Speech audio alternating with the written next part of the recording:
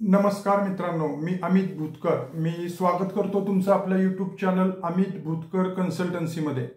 मित्रांनो, या चॅनलच्या माध्यमातून जे काय आपले बांधव लिकर व्यवसायात येऊ इच्छितात त्यांना आपण योग्य आणि अचूक मार्गदर्शन करायचा प्रयत्न करत असतो. मित्रांनो, आजचा जो व्हिडिओ आहे ते गेले साधारण 15 दिवसामध्ये व्हॉट्सॲपच्या माध्यमातून किंवा आपल्या यूट्यूब चॅनलच्या कमेंटच्या माध्यमातून किंवा फोन करून जे काय महत्त्वाचे प्रश्न विचारले गेले, ज्याची उत्तरं मला असं वाटतं की सर्वांच्या बरोबर शेअर करणं गरजेचं आहे. त्यातून इतरांना देखील माहिती मिळू शकेल. आणि पहिलं कॉमेंट जे आपण बघणार आहे ते तर खूपच महत्त्वाचं आहे. ह्याच्यापूर्वी पण आपण याविषयी डिस्कस केलेलं आहे. तरी पण बरेच नवीन लोक आपल्या चॅनलला जुळत असतात आणि सगळीच लोक काय मागचे जाऊन व्हिडिओ बघत नाहीत आणि तेच ते प्रश्न पुन्हा येतात. परंतु ज्यातून आपल्या फॅमिली मेंबरचा, आपल्या सबस्क्रायबर, आपल्या ग्रुपचा कुठल्याही प्रकारची आर्थिक फसवणूक, आर्थिक लॉस होऊ नये या दृष्टीनं जो प्रश्न महत्त्वाचा आहे तो आपण पहिल्यांदा बघतोय, आज बघायचा आहे. तर मित्रांनो, तुम्ही चेक करू शकता आपला जो परवाचा CL3 विक्रीचा जो व्हिडिओ टाकला होता त्याला एक आपल्या फॅमिली मेंबरनं एक कॉमेंट केलेलं आहे. त्या कॉमेंटवर बोलण्यासाठीच आजचा हा मुद्दा मी व्हिडिओ बनवतोय. कारण का, तुम्ही आज माझ्या चॅनलचे एक सबस्क्रायबर आहात. तुम्ही सर्वजण जे हे व्हिडिओ बघतायत, ह्याच्यापूर्वी बघितलेत, आपल्या चॅनलला सबस्क्राईब केलंय, हे सगळे मी माझे फॅमिली मेंबर समजतो. ह्यातून काय सगळेच लिकर व्यवसायात येतील असं काही नाही. परंतु माझ्या फॅमिली मेंबरपैकी कुणाचीही चुकीच्या मार्गानं आर्थिक किंवा इतर फसवणूक झालेली मला खूप त्रासदायक, दुःखदायक वाटेल.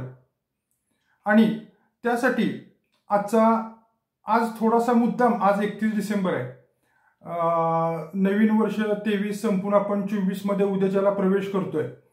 तर आजचा हा जाताना ह्या वर्षीचा शेवटचा व्हिडिओ बनवायचा आणि तो ह्या कमेंटला थोडंसं जास्त हायलाईट करून बनवायचा, जेणेकरून जुने सबस्क्रायबरला माहितीच आहे, ते म्हणतील काय तेच ते परत बनवताय तुम्ही.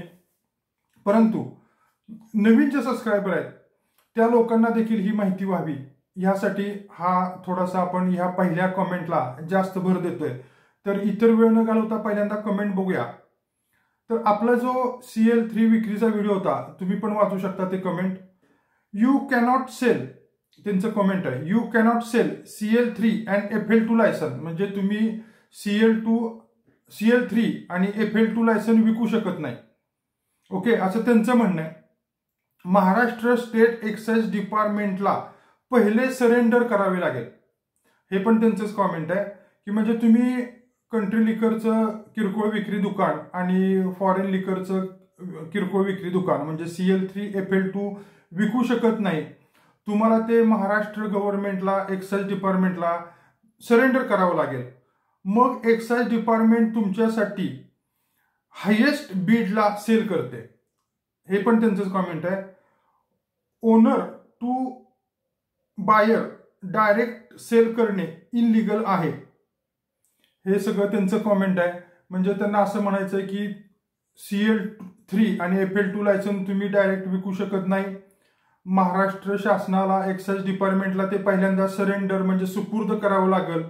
मग महाराष्ट्र एक्साइज डिपार्टमेंट तुमच्यासाठी हायेस्ट बीड, हायेस्ट बोली लावणारा खरेदीदार हुडकेल आणि ते त्याला सेल करेल. आणि ओनर टू बायर म्हणजे मालक टू खरेदीदार असं हे डायरेक्ट सेल करता येत नाही. ह्याच्यावरती मी त्यांना रॉंग इन्फॉर्मेशन असं एक कॉमेंट टाकलं. त्याच्यावरती त्यांनी परत खाली कॉमेंटला रिप्लाय दिलाय. त्यांनी काही इंडिया टुडेचं आर्टिकल आणि गुगल सर्चची काय लिंक नाही ऍक्च्युली, पण काय गुगल सर्च केलं त्यांनी ते टाकलेलं आहे.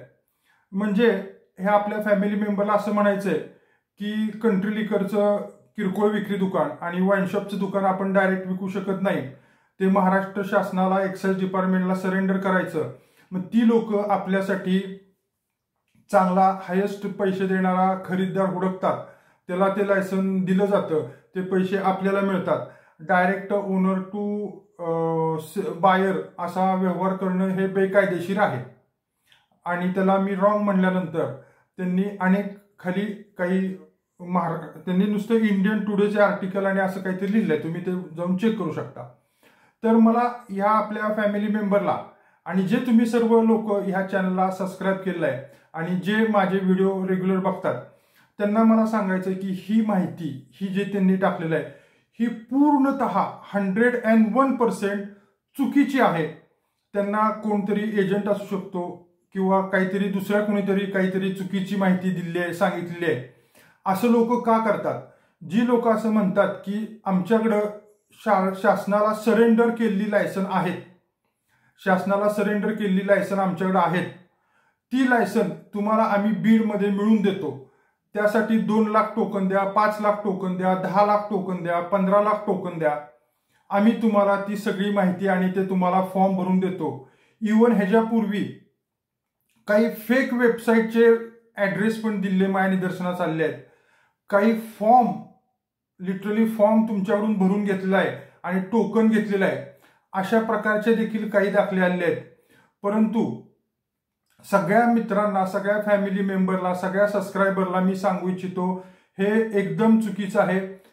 पहिल्यांदा मी तुम्हाला सांगतो, सरेंडर ही एक प्रोसिजर आहे. जसं लायसन काढणं ही एक प्रोसिजर आहे, तसं एखादं लायसन सरेंडर करणं करतात. लायसन सरेंडर जनरली एखादं वाईन शॉपचं लायसन जनरली नाही कोण सरेंडर करत, जनरली नाही करतच नाही सरेंडर, कारण का सरेंडर व्हॅल्यू 0 असते.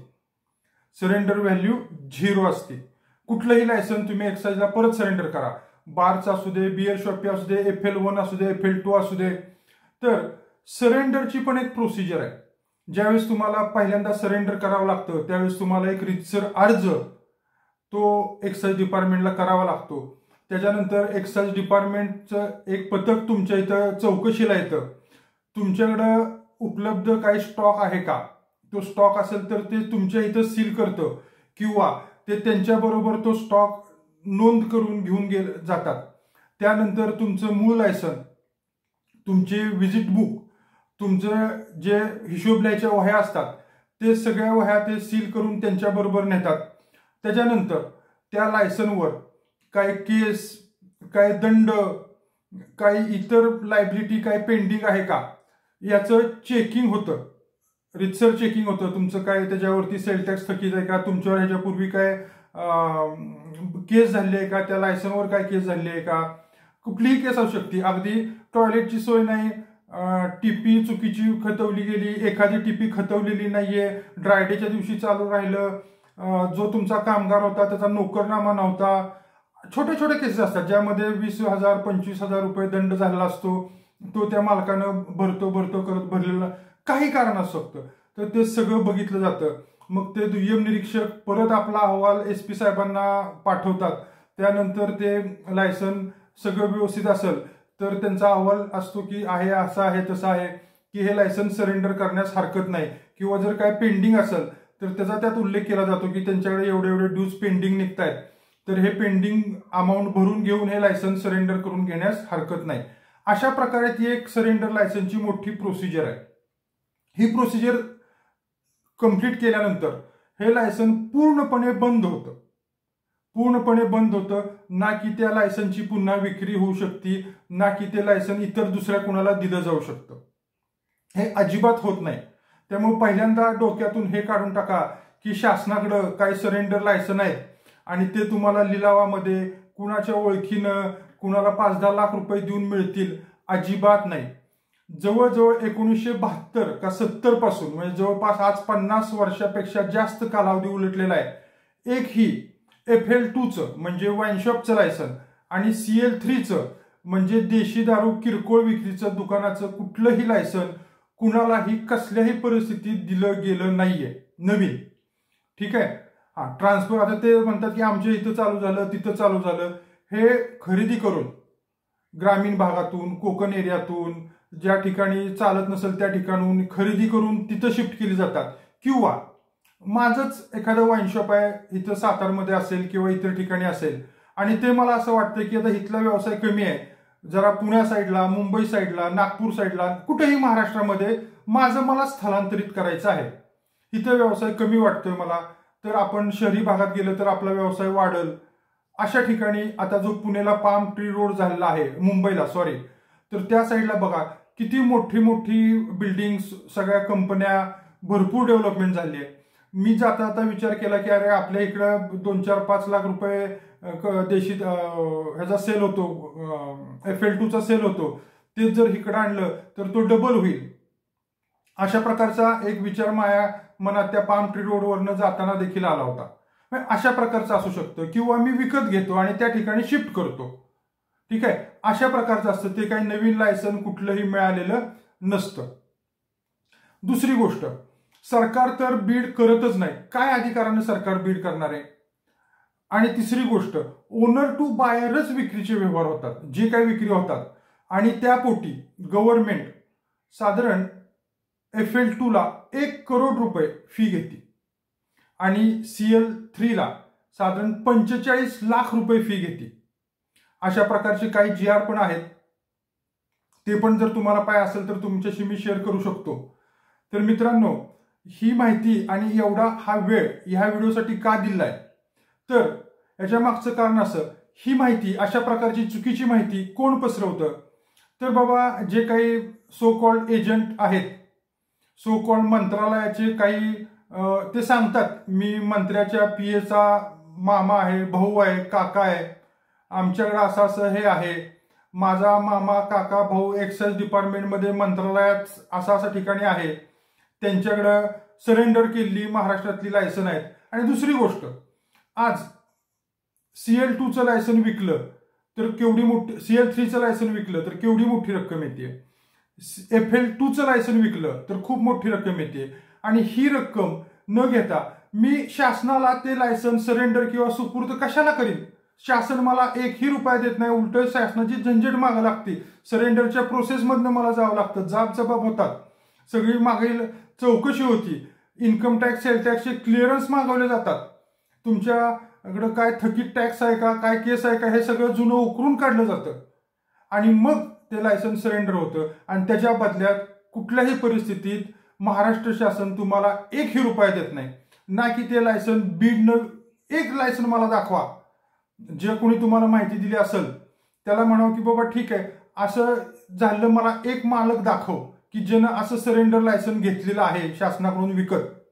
एक माणूस बघा फक्त, एकही माणूस असा नाही. शासन अशा प्रकारचं कुठलंही लायसन बीडमध्ये किंवा बीडमध्ये म्हणजे लिलावामध्ये विकत नाही. हे पूर्णपणे चुकीची माहिती आहे. तर हे असं कोण सांगू शकतं तुम्हाला? म्हणजे हा माझा अंदाज आहे की जो सो कॉल्ड एजंट असेल त्याला असं काहीतरी भासून की बाबा माझ्याकडे लायसन आहे आणि ते मी तुम्हाला मिळवून देऊ शकतो, तर त्यासाठी मला एक 5-10 लाख रुपये, आणि माणसं देतात. 2-4 करोडचं लायसन, तुम्हाला काय करायचं, मी परस्पर लिलाव काढतो, तुम्ही आणि आमची 1-2 माणसं असतील, तुम्ही बोली बोला आणि तुम्हाला वाईन शॉपचं लायसन मिळेल. मागे एक आपण बघितलं होतं, एक मिलिटरीमन होते, आपले बांधव होते, आपले सबस्क्रायबर आहेत, ते ऐकत असतील तर त्यांनी मला फोन पण करून सांगितलं परत की साहेब, तो तुमचा व्हिडिओ मी त्या आमच्या माणसाला पाठवला, त्या माणसानं मला ब्लॉक केलं, ते आजपर्यंत मी ब्लॉकच आहे.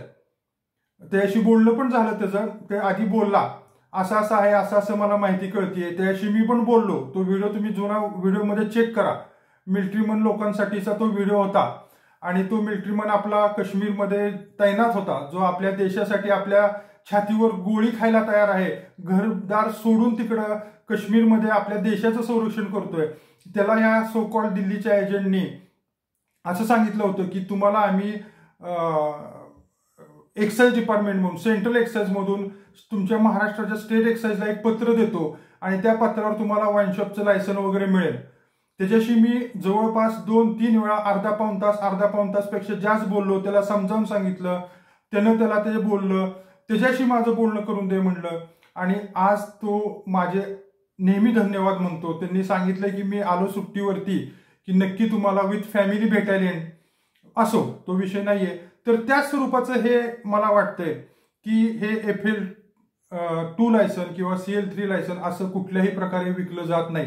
आज मी एवढी जास्त वेळ, मी पण आज बिझी आहे, आज 31 डिसेंबर आहे, आमच्या इथं पण कार्यक्रम आहेत, तरी पण एवढ्या सकाळी उठून हा वेळ माझा मी तुम्हाला देतोय, तर त्याच्या मागचं एकच कारण आहे की माझ्या परिवारातल्या एकाही मेंबरची, माझ्या एकाही फॅमिली मेंबरची माझा सबस्क्रायबर असताना अशा प्रकारची आर्थिक फसवणूक होऊ नये, आणि अशी जर झाली तर सर्वात जास्त दुःखी मी होईल.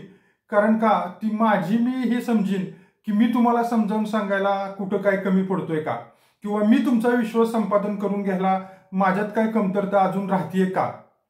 मित्रांनो, कितीतरी जण मला फोन करतात, फोन नंबर मागतायत. प्रत्येक व्हिडिओच्या डिस्क्रिप्शनमध्ये मी जवळजवळ प्रत्येक व्हिडिओच्या डिस्क्रिप्शनमध्ये मी माझा फोन नंबर दिलाय. तरी पण मी सांगतो, माझा नंबर आहे 8788 68 16 79. मराठीतून सांगतोय 8788 68 16 79. हा फोन नंबर मी डिस्क्रिप्शनमध्ये पण देत आहे. ठीक आहे. तर ह्या संदर्भात कुणालाही काही शंका असेल तर जरूर कॉन्टॅक्ट करा. अशा प्रकारचं कुठलंही सरेंडर लायसन गव्हर्नमेंटकडे नाहीये. गव्हर्नमेंट अशा प्रकारचे लायसनचे लिलाव करत नाही. जे काय व्यवहार होतात ते मालक आणि खरेदीदार यांच्यामध्ये होतात. त्यासाठी गव्हर्नमेंट 1,45,00,000 रुपये अनुक्रमे FL थ्रू CL3 ला चार्ज करते. ठीक आहे मित्रांनो, माझ्या मते भरपूर वेळ दिला ह्या एका प्रश्नासाठी. होप तुम्ही यातून काहीतरी शिकून घ्याल.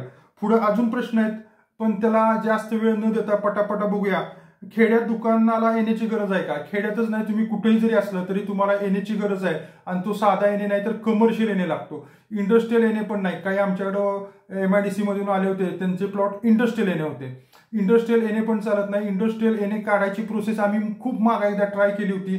त्याला जवळपास मंत्रालयापर्यंत जाऊन झोन बदलावा लागतो. जो इंडस्ट्रियल झोन असतो तो कमर्शियल करून घ्यावा लागतो. ही खूप मोठी प्रोसिजर आहे.